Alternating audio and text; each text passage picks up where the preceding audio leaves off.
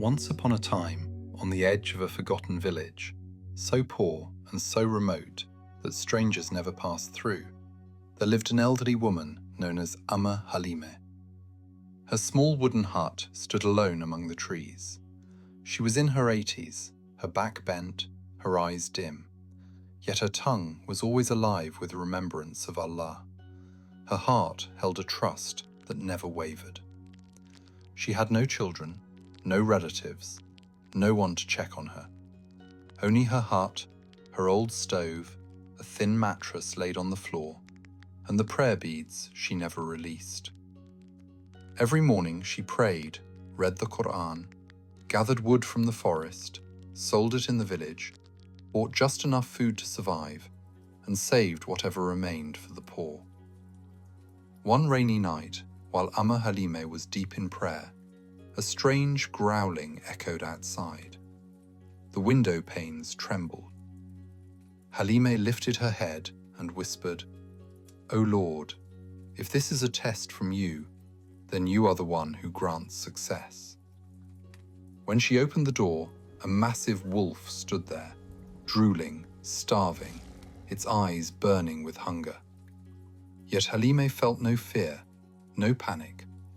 Holding her prayer beads tightly, she said, "Come in, my son.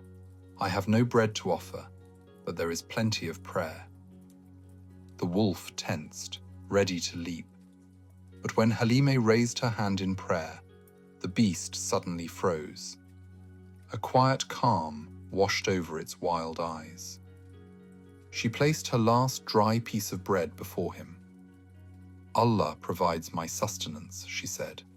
"You may share it, but never take what belongs to another." The wolf ate in silence, then turned and disappeared into the forest. The next morning, villagers spotted enormous paw prints in the mud and panicked. They hadn't seen such a creature near their homes in years. Halime watched from her window, calm and steady. "Even death," she murmured, "cannot harm what belongs to Allah. There is no protector greater than His mercy." Days passed, then weeks. One evening, the same growling returned, but this time the wolf was wounded.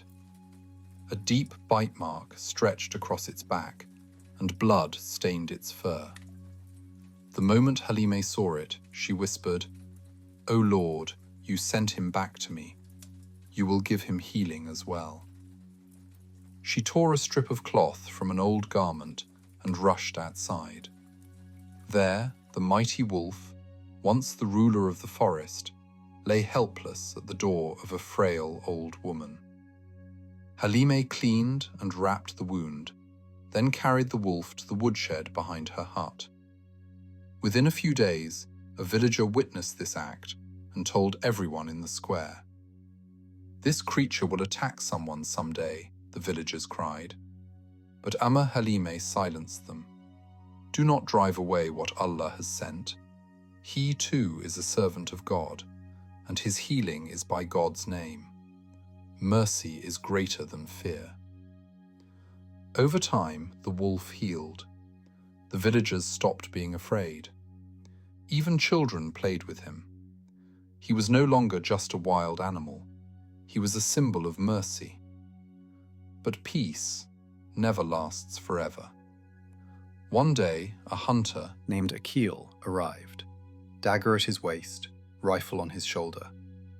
He roamed mountains hunting wild beasts, and when he reached the village square, he shouted, "I hear there's a wolf here, tame and unafraid of people. I've come to hunt it." His arrogance filled the air.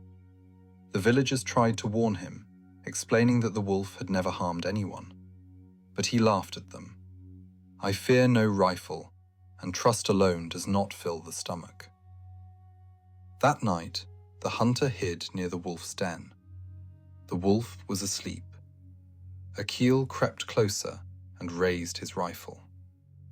Hearing the rustling outside, the wolf stepped out, and at that very moment, Halime opened her door.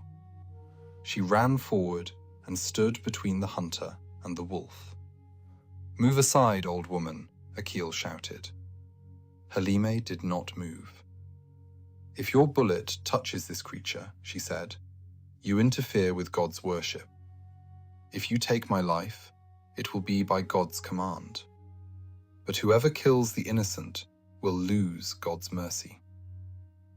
The wolf approached the hunter, not snarling, not showing its teeth. Calm, completely calm. When it reached him, it simply bowed its head, as if surrendering. The hunter trembled. Tears filled his eyes. The rifle slipped from his hands. He could not understand. How could such a wild creature show such surrender? As dawn broke and the call to prayer rose, Akil fell to his knees before Amma Halime, weeping. "I am no longer a hunter of beasts. I believe in the God you believe in. The faith you carry has come alive in this wolf. From this day on, I wish to be your son." Halime smiled and placed her hand on his head. A deep peace settled into the hunter's heart. She named him Emin. From then on, he became the guardian of the hut. Even the wolf loved him, often resting its head in his lap and falling asleep. Years passed. Amma Halime grew very old. One snowy night, she called Emin to her side. "My son," she said softly, "if I leave this world, turn this hut into a shelter of mercy. Feed whoever comes. Give rest to the homeless." Winter deepened.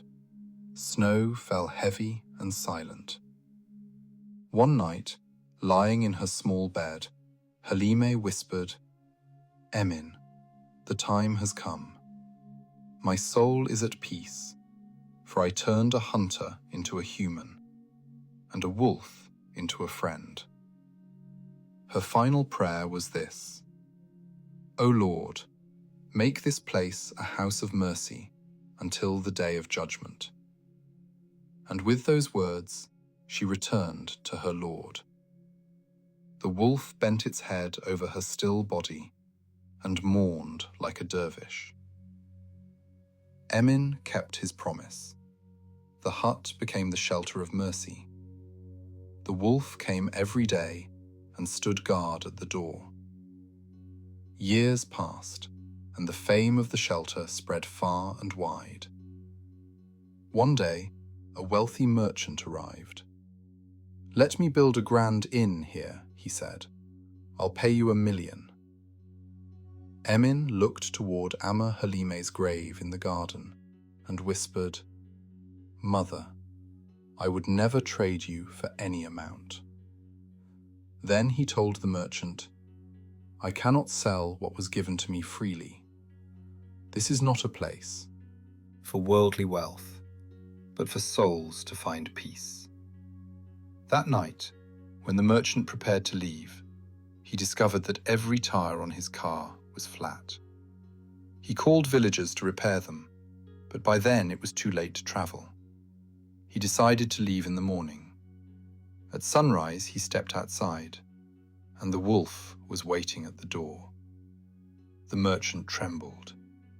"It seems," he whispered, "that here, trade is not what matters, but trust in God." And he left with a changed heart. Time passed. Emin grew old. One day, a blind man came to the shelter. Emin fed him and offered him water. "I cannot see," the man said, "but the scent of this place tells me it is a refuge built by a pure soul."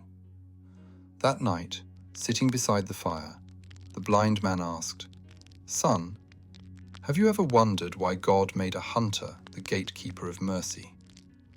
Emin stayed silent. The man continued, "You once had the eyes of a hunter, but Amma Halime gave you the heart of a dervish. Only a friend of God can turn a hunter into a dervish." They talked for hours, but by morning, the blind man was gone. At Amma Halime's grave, he had left a small prayer bead and a note. Even with closed eyes, the path opens through trust. Mercy is not only seen, it is felt. Months later, Emin passed away as well. The hut remained, its walls holding the echoes of countless prayers. A rosary hung on the wall, and outside, a loyal wolf stood guard, just as it had from the beginning. This shelter of mercy continued to teach the world what mercy truly means, through the prayer of an old woman, the repentance of a hunter, and the loyalty of a wolf. Praise be to God.